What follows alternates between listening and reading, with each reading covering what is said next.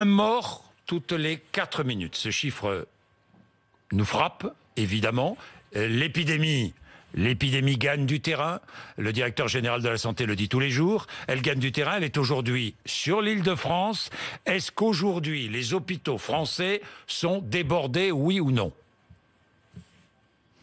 Oui, dans certaines régions, bien sûr. Débordé, ça tient, mais ça tient dans des conditions qui sont extrêmement difficiles. On le voit tous les jours dans le Grand Est, on va le voir de plus en plus en Île-de-France.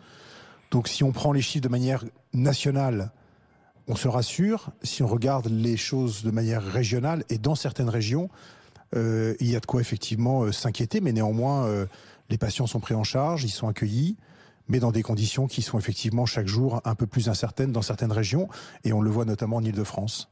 Alors aujourd'hui, les hôpitaux publics sont en capacité de prendre en charge tous les malades qui arrivent à l'hôpital. Aujourd'hui, il va falloir faire preuve d'extrême solidarité entre les régions, entre les hôpitaux, multiplier les opérations comme on en a vu hier de transfert de patients. On a vu hier un train qui a emmené des patients à Angers, à Nantes. Il va falloir aider l'Île-de-France. Très clairement, parce que ce qui est arrivé au Grand Est arrive en Île-de-France, et on est aujourd'hui à la limite des capacités en Île-de-France, 24 heures, 48 heures, et il faudra déclencher des opérations de solidarité massive avec les régions françaises, peut-être aussi avec les pays européens qui sont peut-être encore moins touchés et qui voient l'épidémie arriver simplement dans 2-3 semaines.